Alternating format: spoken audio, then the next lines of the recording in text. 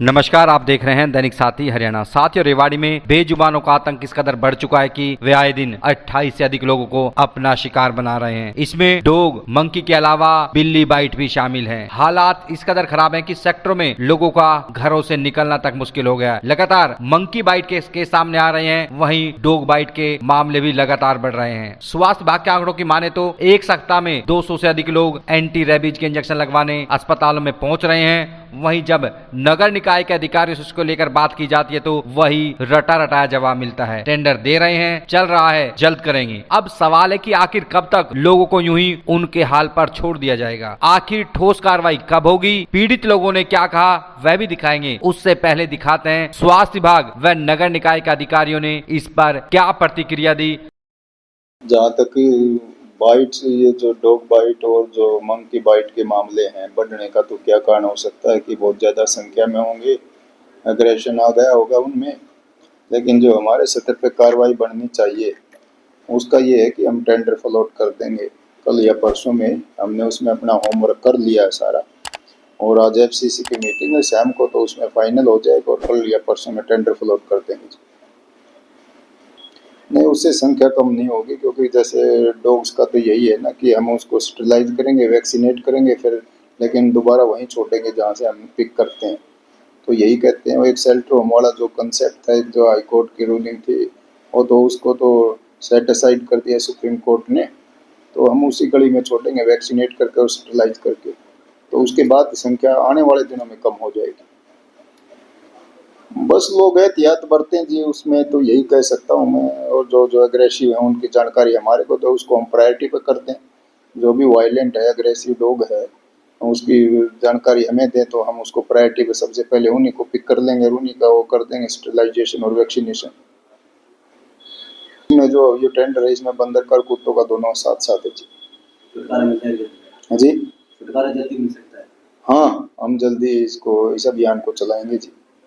Tender का जैसे हमने मिनिमम टाइम लेंगे 7 या 10 दिन, और उसके बाद वो प्रक्रिया शुरू करके उसको जल्द से जल्द इस पर कार्रवाई शुरू करेंगे।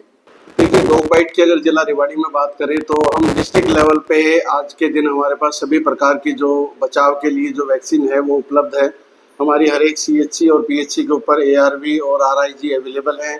ARV जो है बेसिकली एंटी रेबीज वैक्सीन जो है वो किसी भी डॉग बाइट के केस में, मंकी बाइट या कैट बाइट के केस में जो है उसको लगाया जाता है।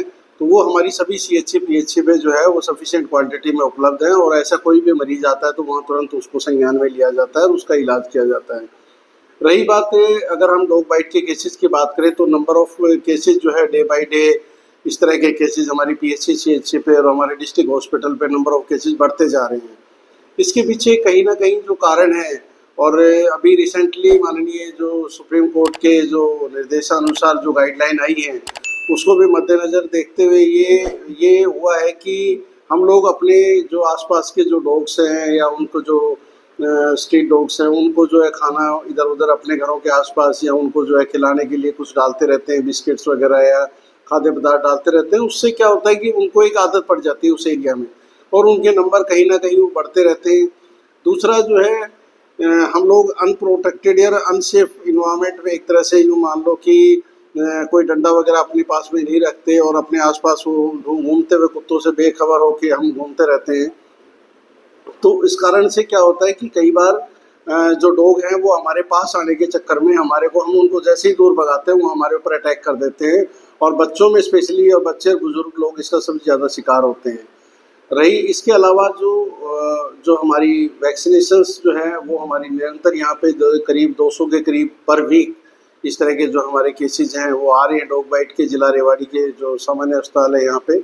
और सबसे बड़ा जो कारण इसका नज़र निकल के आ रहा है जो हमारी अपनी ऑब्जर्वेशंस है, क्योंकि हम यहाँ पे इनके टेलीफोन नंबर और दूसरी चीज़ें नोट करते हैं, तो उनसे हमने जब ब्रीफ किया तो उससे ये निकल के आया कि मतलब जो वैक्सीनेशन पार्ट है डॉग्स का वो कहीं ना कहीं जो MC का पार्ट है, जो उनके जो स्ट्रीट कैचर्स हैं या डॉग कैचर्स हैं वो MC लेवल पे शायद इतने इफेक्टिव या इतने अभी काम नहीं कर रहे हैं कि उनके कारण जो है वो उनकी संख्या पे कमी की जा सके।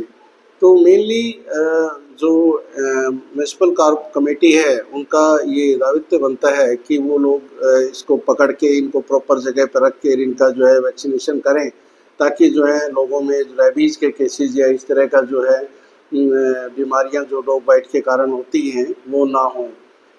बंदर का भी ये है कि बेसिकली पहले तो देखो ऐसा नहीं था, पहले बहुत कम केसेस आते थे, इक्का दुक्का होते थे और डॉग बाइट के केसेस भी कम। पिछले अगर हम बात करें 6 महीने से हम ट्रेंड देख रहे हैं कि डॉग बाइट के केसेस के साथ साथ मंकी बाइट के केसेस भी और इवन हमारे जो कैट बाइट के केसेस हैं वो भी आने लगे हैं। जो लोग पेट्स रखते हैं उसमें पेट्स में भी कैट्स रखते हैं तो उनके लिए भी मतलब एक हिदायत है कि वो प्रॉपर उसको वैक्सीनेट कराएं और उसके बाद ही उनको समय समय पे डॉक्टर से उनको ट्रीटमेंट कराएं, ताकि वो अगर किसी ह्यूमन को काट भी ले तो उसके कारण उसकी जो है लाइफ को गंभीर स्थिति में पैदा ना हो कोई भी बीमारी। है ना। ओम प्रकाश नाम, मेरा नाम ओम प्रकाश है। मैं PWD रेस्ट हाउस में काम करता हूँ, जो माली के पद पर हूँ। बंदर जो पेड़ों की कटाई करता हूँ यहाँ पर, और बंदर अचानक आकर से मेरे कहीं से आकर वे गुजरते और मेरे को काट लिया साइड से। जो साइड से काटते बंदर दिन प्रतिदिन यहाँ पर आते हैं, जिनके छोटे छोटे बच्चे भी होते हैं जी, जो हमें नुकसान करते हैं जी। हम भगाते हैं तो हमारी तरफ खाने के लिए आते हैं हमें जी, सारे के सारे जी। नगर परिषद से रिक्वेस्ट है जी कि इन बंदरों का कोई समाधान किया जाए जी यहाँ से। मेरा नाम सर पवन कुमार, और मैं सर अपना ड्यूटी पे आ रहा था। ऑफिस में घुसते घुसते ही मेरे पर हमला कर दिया बंदरों ने, और मेरे को इतनी बुरी तरह से पकड़ लिया। यहाँ से थैला मेरे हाथ में था, फिर भी उन्होंने इतनी बुरी तरह से मेरे कपड़े भी फाड़ दिए और यहाँ से मेरे बाएं हाथ पर से काट लिया। तो इतना बुरा हाल है जी कि हम तो इनसे परेशान हैं कि हम तो 24 घंटा अपने ऑफिस का भी दरवाजा बंद रखते हैं, कभी अंदर नहीं आ जाए। तो हम तो सर यही गुजारिश करते हैं कि इनका कोई समाधान होना चाहिए, ताकि लेडीज़ों का भी, जो हमारी लेडीज कलरक हैं, PN हैं, जो भी निकलने बढ़ना सबको भय घुसा हुआ है कि बाहर निकलने से भी कतराते हैं। क्या करें सर, बहुत आतंक मचा रखा है। मेरा नाम संजय पांडे है जी। बंदरों का आतंक इतना फैल गया सर कि मैं PWD रेस्ट हाउस में काम करता हूँ। यहीं सर बाहर अंदर बंदरों का जैसे बाहर अंदर जा ही नहीं पाते जी हम। मैं यहीं कॉलोनी पे रहता हूँ जी, अफसर कॉलोनी पे रहता हूँ, यहीं पर साहब के पास। तो वहीं वाइफ भी है मेरी यहाँ, तो वाइफ अब बाहर घूमने के लिए आ रखी है, ऐसे ही रास्ते पे ही काट दिया सर। मेरा नाम कमलजीत है जी। मैं PWD B&R में स्वीपर का काम करता हूँ। और जी यहाँ बंदरों का बहुत ज़्यादा आतंक हो रहा है। बंदर यानी बाइक लेने भी पीछे जाते हैं तो बाइक के पीछे एकदम हमारे पीछे लगते हैं, जिससे काफ़ी नुकसान हो चुका है। मेरे भी झुरका मारा था, मगर मैंने इंजेक्शन लगवा लिए हैं। बस जी क्या कहें, पानी चलाने जाते हैं तो पीछे लगता है, मोटर चलाने जाते हैं, यानी बहुत परेशान हो रहे बंदर का जी बहुत ज़्यादा भय है। इधर उधर निकल ही नहीं सकते, शाम को ड्यूटी ऑफ करके घर भी नहीं जा सकते सर।